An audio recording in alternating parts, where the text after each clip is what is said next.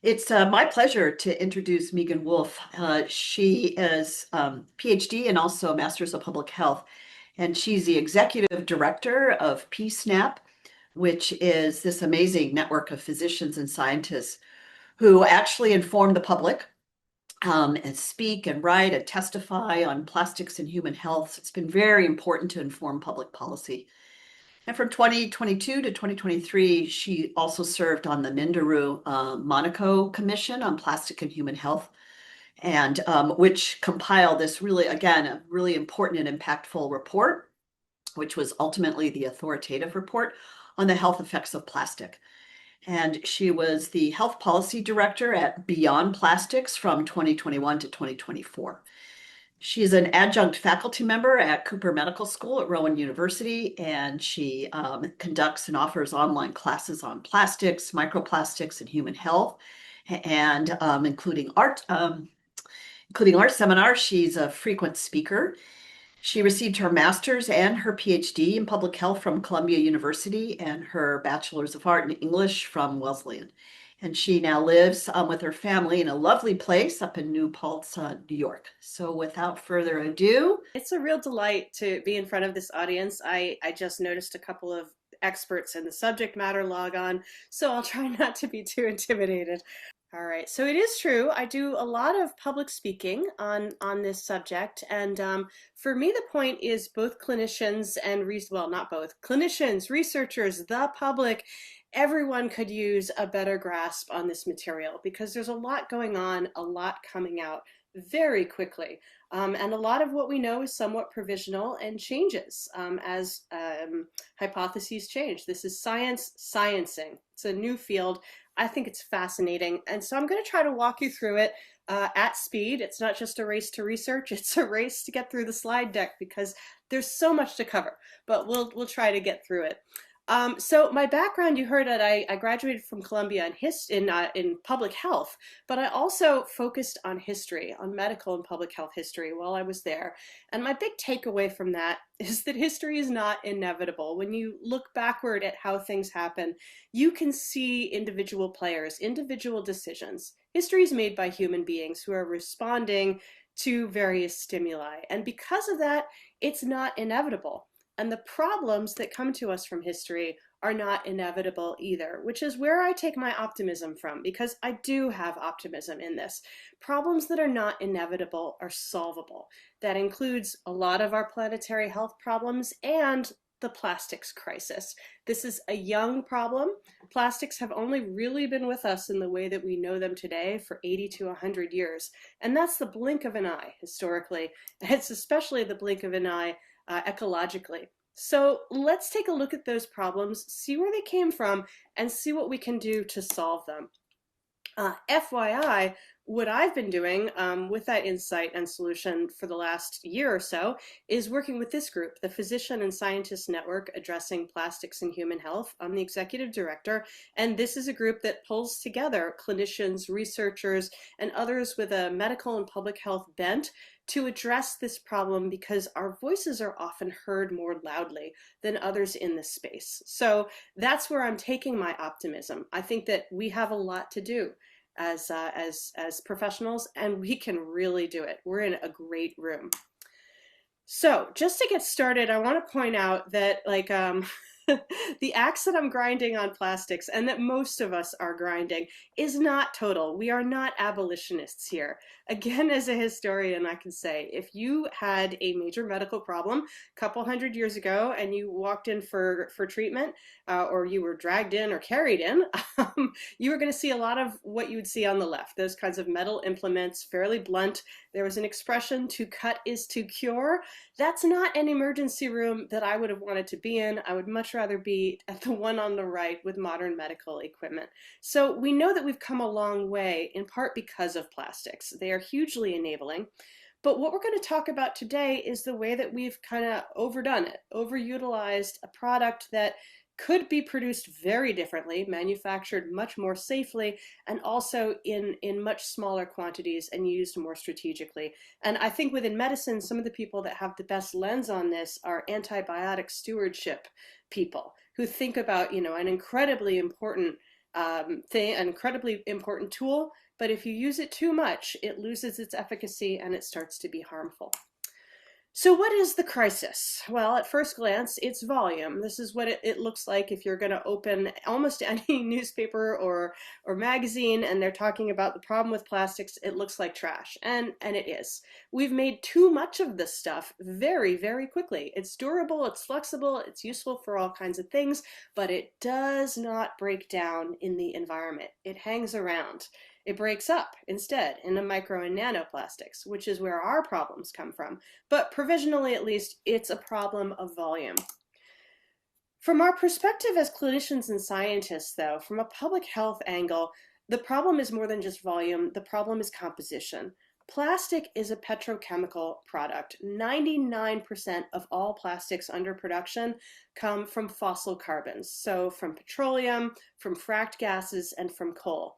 And in order to get from those materials to, say, a Barbie dream house, or my computer, or my glasses, or 70% of the clothes that you're wearing now, you need a lot of additives, a lot of chemicals. So chemical production and plastic production go hand in hand globally.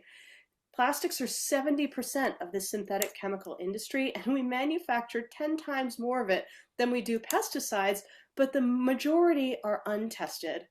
The ingredients are unknown. Even in the manufacturing phase, you have a lot of ingredients that are synthesized while making the plastic itself. So we don't really know what's inside the plastic because you have chemical reactions that keep on going. There's chronic universal human exposure. As human beings, our built environment at this point is mostly plastic. So if you're indoors right now and you look around, most of what you're sitting on, wearing, is on your desk is going to have plastic or plastic resin coatings.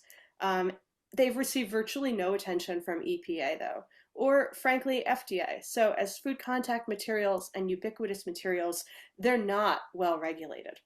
That is a problem. And I think it's the same one, frankly, that Rachel Carson had her finger on, and in the same way.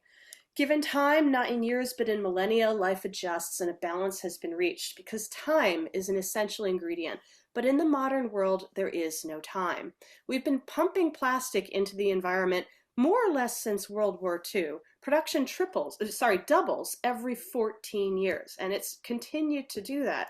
So we have on our hands new synthetic materials that, they have not existed in nature before, and they're everywhere, including in us throughout the ecosystem. We think of these as novel entities, synthetic man-made entities, and as you can see from the planetary boundaries schematic, they're really one of the ones that is pushing the furthest on the limits or beyond the limits of the safe operating space for humanity.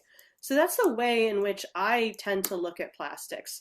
They're among the novel chemicals registered for global production. They're a part of this bigger problem where so many of these chemicals are confidential or ambiguously described and unstudied.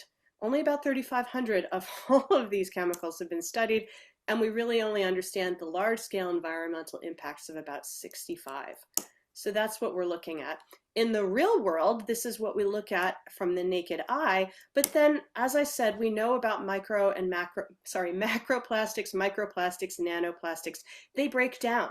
The molecule of plastic is incredibly durable, and so it continues to fracture and get smaller and smaller.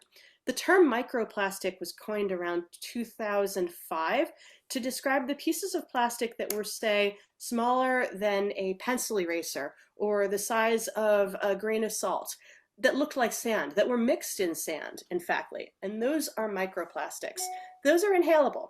They get caught up in the hydrologic cycle. They move around in rain, in snow, in wind. They have been found literally everywhere investigators have ever looked for them, from the top of the Himalayas to the bottom of the Mariana Trench.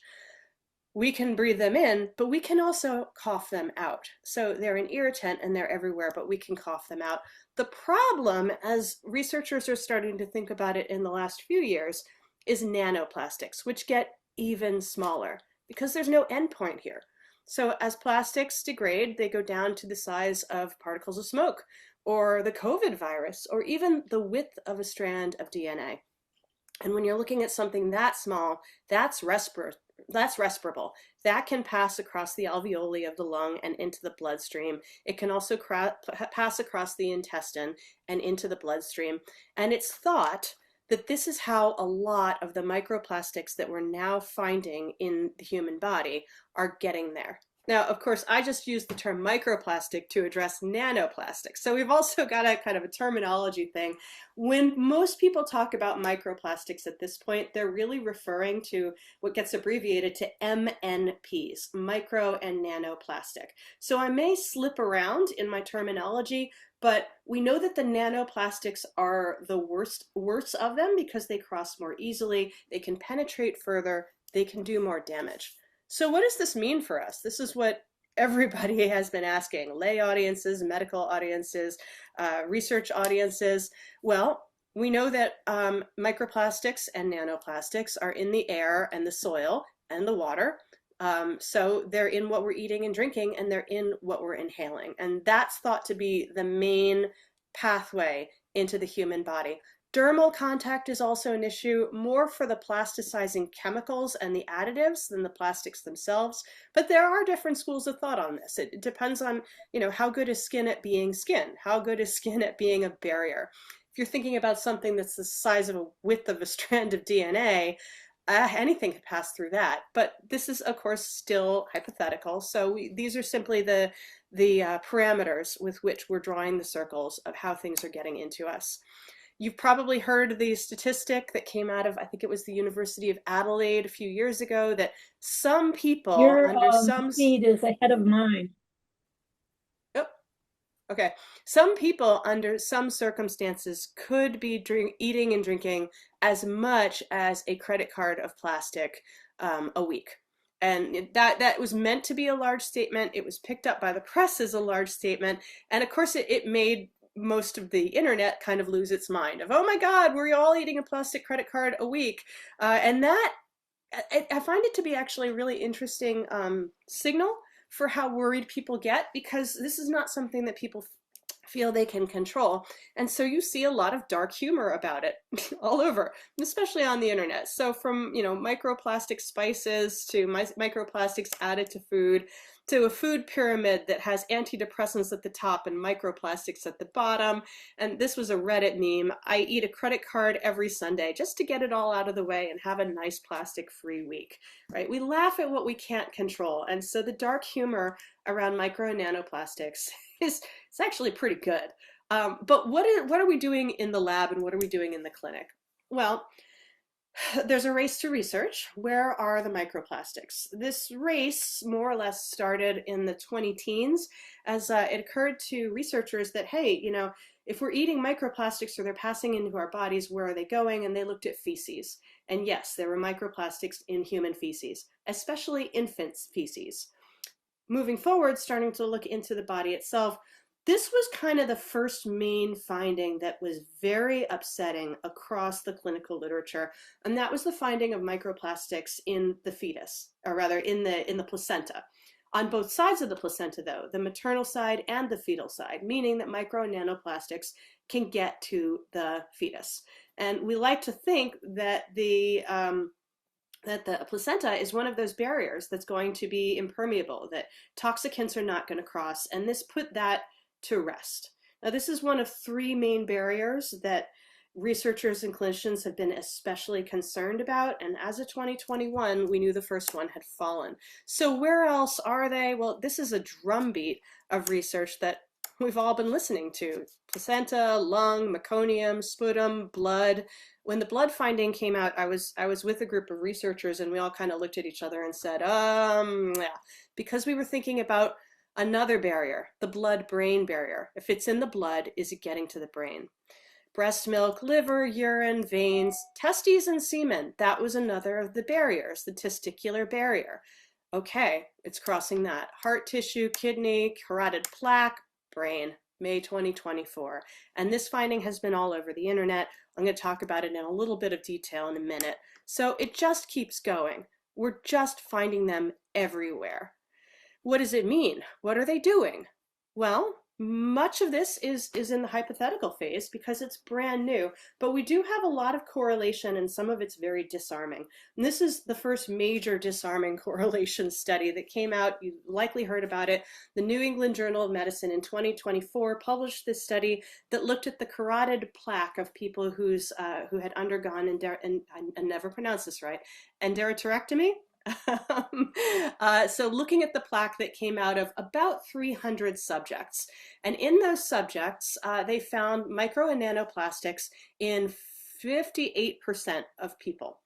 And then they followed those people forward for 36 months. And they found that of those who had micro and nanoplastic in their carotid plaque, they found an elevated rate of heart attack, stroke, and premature death of 450%. That is a massive signal. And, as compared to patients who didn't have those same micro and nanoplastics. It was one study.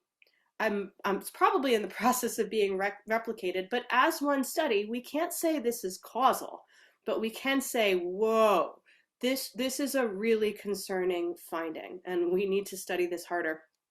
Since that study came out, there have been a lot more research studies into how is it doing it? If we're finding micro and nanoplastics in carotid plaque and arteries, how are they damaging those arteries? And we're much closer to understanding mechanisms of damage, but that's a different lecture. That's a little too in the weeds for now.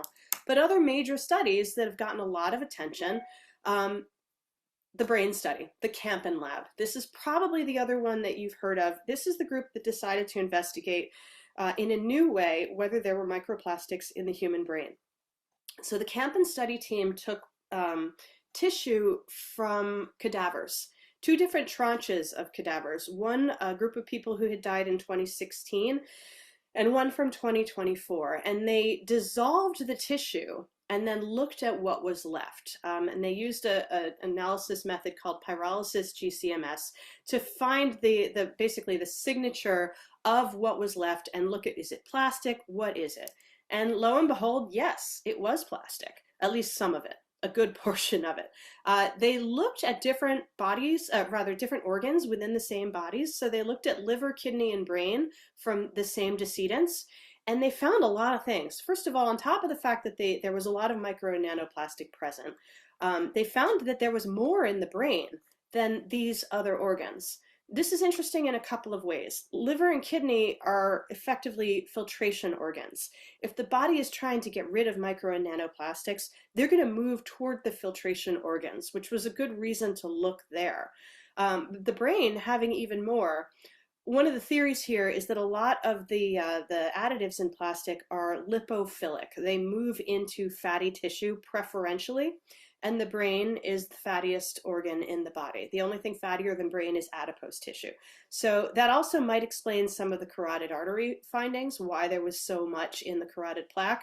But in any case, there was a selective accumulation, and that was concerning. There was also a correlation with dementia and Alzheimer's. The brains of people who had a history of Alzheimer's or dementia had 5 to 10 times more plastic. Now, the N was small here. The sample size was small. So again, this is just, it's a preliminary signal, but it's interesting. Even insofar as we have this signal, it's still unclear which side the horse and the cart are on. Are the micro nanoplastics present in the brain because the blood-brain barrier becomes more porous with degenerative diseases, in particular dementia and Alzheimer's, or are they moving along the porosity? Are they moving and they damaging the blood-brain barrier? We don't know. But here's the one that got my attention and a lot of other people's attention too, and that was that the mass concentration in the brains increased over 50% in 8 years. Between the two sections of decedents, they found 50% more in the more recent decedents. And this was shocking enough that the Campen team then went back and got tissue samples from other labs in other states to see, is this really a pattern? And they found that yes, this is a pattern. There is an increase in concentration across time. And they've been looking at other tissues too, in particular kangaroo rats. There is a bank of tissue of kangaroo rats available in New Mexico. So they went back and they looked through, I believe it's the 70s and 80s. I need to actually get the study and add that to this slideshow. But they they looked at the tissue bank, and then they also went to the same areas where those kangaroo rats had been living when they were first collected, and they collected more, and they found the same line. So this is true not just in humans, but also we're finding in other species. Now, why is this happening? Here's the theory.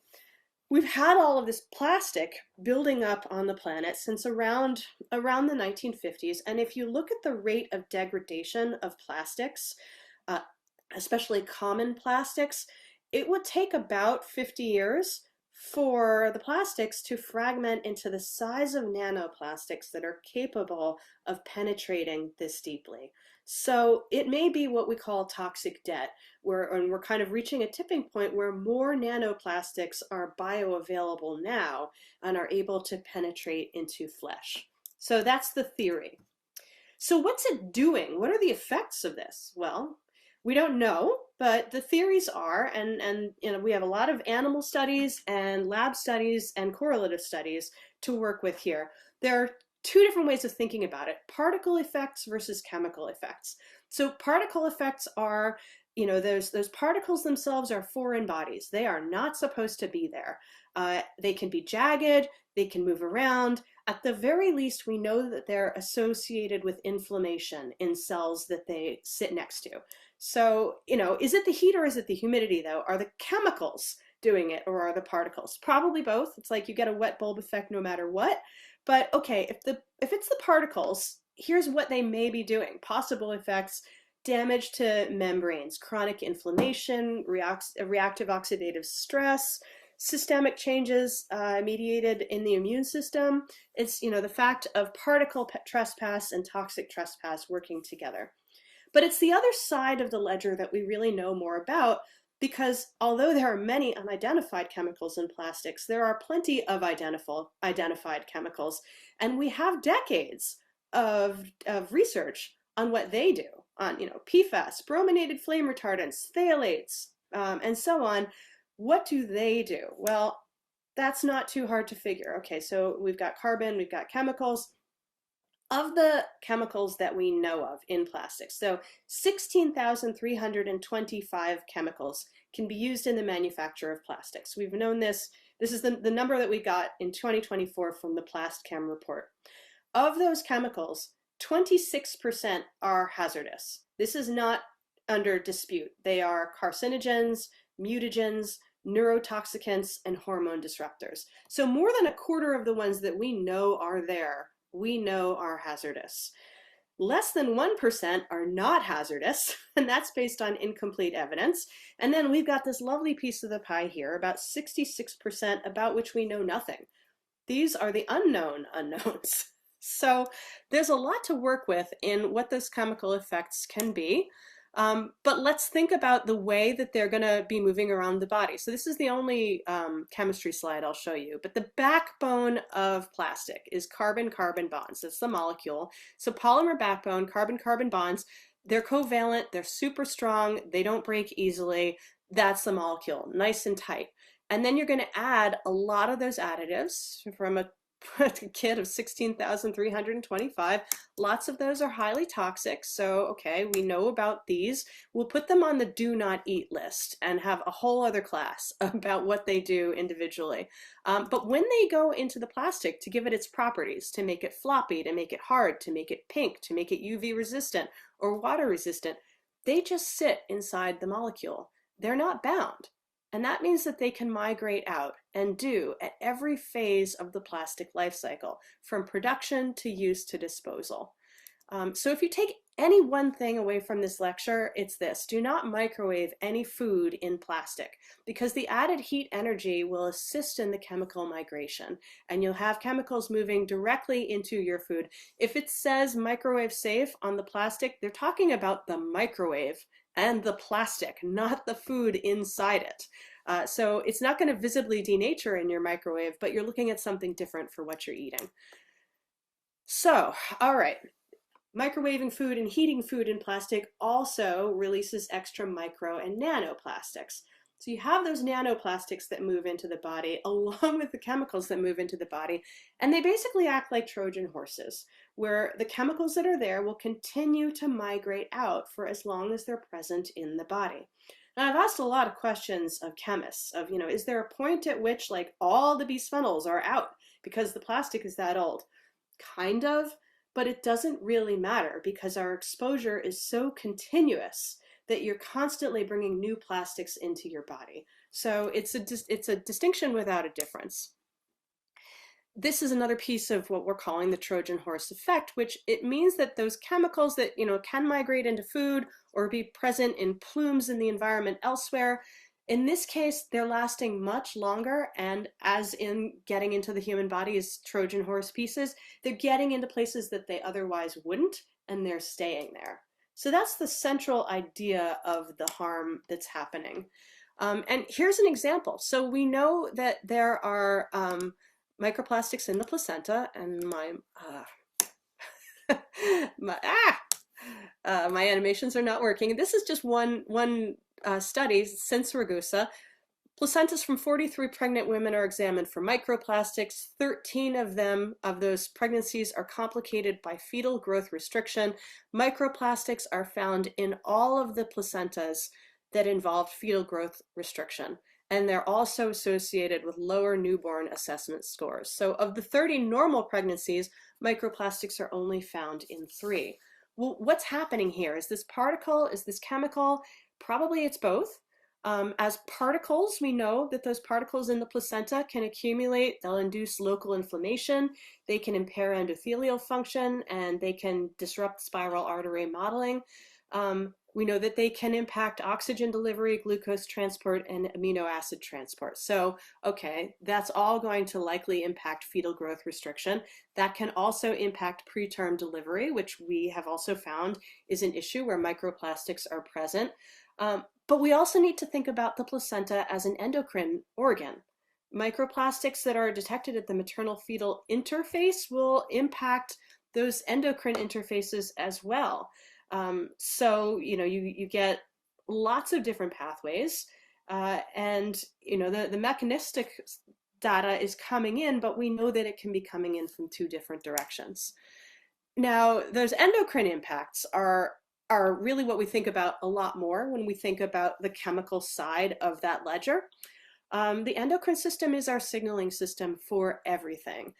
This is the way that our bodies maintain basically homeostasis. And, it's easy to think about the fun endocrine signalers. So, we can think about like estrogen, testosterone, but we also need to be thinking about androgens, thyroid, hypothalamus, pituitary hormones, etc. Any of these can be disrupted by the chemicals that are present in a lot of the plasticizing agents. And so that can impact your body all over the place and cause disruptions of multiple different systems, from the fetus to the adult. The periods of greatest vulnerability tend to be the youngest ones because the timing here makes the poison. A body that is still laying down tissues and pathways is exquisitely sensitive, and impacts can be quite permanent. This is partially because those very, very young bodies don't have fully functional repair mechanisms. Their DNA repair is not set. They don't have competent immune systems. Detoxifying enzymes aren't present. Liver metabolism is very early. The blood-brain barrier is not very well established, if at all. So what happens in the womb doesn't stay in the womb here because it can lead to permanent impacts twice over in the laying down of tissues, and then also in then the reprogramming of the way that we can metabolize and move along. Here's an example, a kind of grisly one. This came from Pete Myers at a seminar I attended a while, I guess it was two years ago. This was an example of a mouse study where the maternal mice were exposed to bisphenol A in very small doses while pregnant. And they looked at the study mice and then the control mice. And on the right-hand side here, we have a study mouse that's sacrificed in mouse middle-aged. So a couple of years on, this would be the equivalent of maybe 45-year-old grown-up human. And then here's the healthy mouse. In the study mouse, we determined that the exposure to the bisphenol A altered epigenetic programming, and this happened in the prostate gland due to that exposure. The tissue around the urethra was so constricted that this mouse at middle age could barely pee, caused the kidneys to become necrotic, the bladder's on the point of exploding, the testes are implicated, versus this normal mouse that has not had this same exposure. So this is what's happening in the womb, not staying in the womb. Generally, this is thought of as the developmental origins of adult disease, or DOHAD. So this very early exposure that can set you up for later problems. Other pathways that are being looked at, obesity. EDCs like phthalates and bisphenol A can also be obesogens, so can PFAS. Well, how are they doing that? Well, in the fetus and in the grown-up, they bind to the nuclear hormone receptors that can control fat cell formation. They can push stem cells to become adipocytes. They can increase the number of fat cells, promote lipid storage, and alter metabolic set points, which can include your metabolic rate, your insulin sensitivity, your glucose uptake, lipid metabolism, and so on. So all of these are pathways to obesity and to metabolic dysfunction. This can be in the grown-up, and there's a certain amount of reversibility in the grown-up, but not necessarily in the fetus. The fetus is exposed to these, and they can have lifelong metabolic architecture impacts. They can program the metabolic tissues toward greater fat storage, resulting in the adult in increased body mass index, central adiposity, insulin resistance, type 2 diabetes risk, and so on.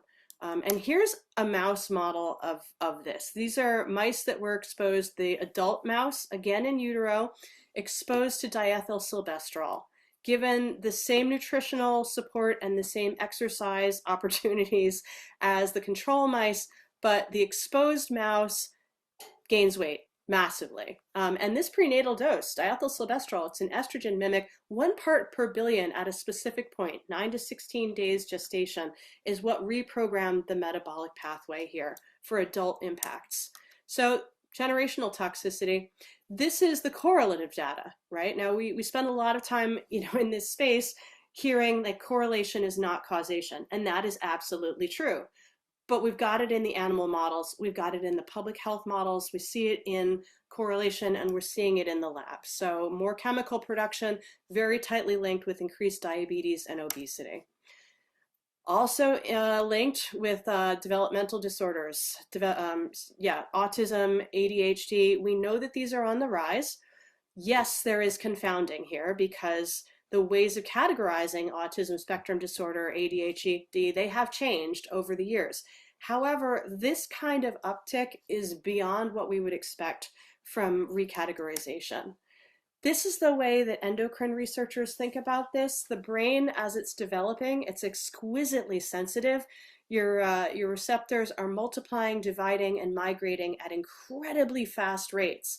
And they're laying down, again, the architecture. In this case, if you imagine it like the New York City subway system, which this is, your trains have got to get to particular places to drop off all of those commuters. They've got to do it very efficiently. If the A train and the 1 train aren't meeting where they're supposed to be, you get a lot of displaced commuters.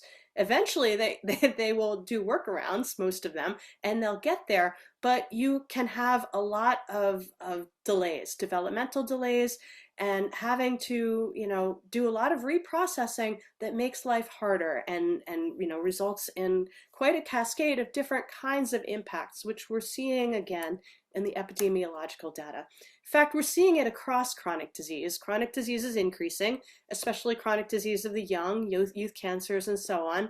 This cannot be genetic. It's happening too fast for this to be our DNA by itself. But it certainly can be DNA that is being switched on or off based on environmental impacts. And endocrine disrupting chemicals, especially those found in synthetic chemicals present in plastics, are likely part of the problem here. A ubiquitous exposure that all of us have. So this is incredibly stressful. So here's some kittens. We'll just take a breath, take it in, let it out. So how are we going to fix this? Because we can fix this. Remember the part at the beginning where I said that I actually am an optimist here. All right. Well, this was one way that the press recently decided we'd fix it, was by denying the problem. Many of you might have heard about this article in The Guardian. It came out in mid-January, and it took the opportunity to critique mostly the Campen lab and their findings, and said, hey, you know, your mechanisms of detection are flawed. Probably there's nothing to see here, folks. And that got picked up really, really quickly because, hey, what a great story, right? That we don't actually know what we're talking about. Well, that's not necessarily the case. This is what the article was saying, that doubts over recent high-profile studies raise questions about what's really known today and how concerned people should be. Who said that? Which researchers are saying that? Oh, Roger Coleman from Dow was the central person saying that. Interesting. The person who can most easily refute that is Matthew Campen, whose study was critiqued, and he did in the same article, in fact. He says, and in others, most of the criticism aimed here from our lab and others has been conjectural, and the criticism itself isn't buffeted by data. We've acknowledged, yes, there are opportunities for improvement and refinement. We're trying to spend our finite resources generating better assays. So we do know that there are microplastics in the body. The question is really about how many there are, what is the concentration, why are they there, and how do they function. I'm going to skip this. This is what we know we're seeing when we see these kinds of critiques, which is the tobacco playbook. Magnify and manufacture uncertainty, shift the burden of proof, promote a false balance, like elevate fringe dissent, and delay through research any actual mechanism for change. So we know what we're looking at here, and we know what that was about. And why is that happening right now? Well, here are a couple of reasonable guesses. Partially, Americans are on the edge about being lied to, and they're ready to mistrust authority figures. So saying the scientists don't know what they're talking about is going to land real well right now. They're also really stressed out from the political cycle. So a nothing to see here story is really a nice idea. And you might also have noticed, if you were listening, that there was no national news about a conference that happened while this, when this article dropped, of microplastics researchers, and there was plenty of press at the conference, but the press did not report on any new findings. They just reported on all of this doubt being cast around. So it was a great way to keep microplastics out of the news cycle. How are we going to solve this even in the face of pushback, though, from the tobacco playbook? Well, we absolutely can. The first place, as a clinician or even as a friend, as a relative, just as a thinking person, is that we can reduce our exposures. Even though they're ubiquitous, there are some that are very direct and totally unnecessary.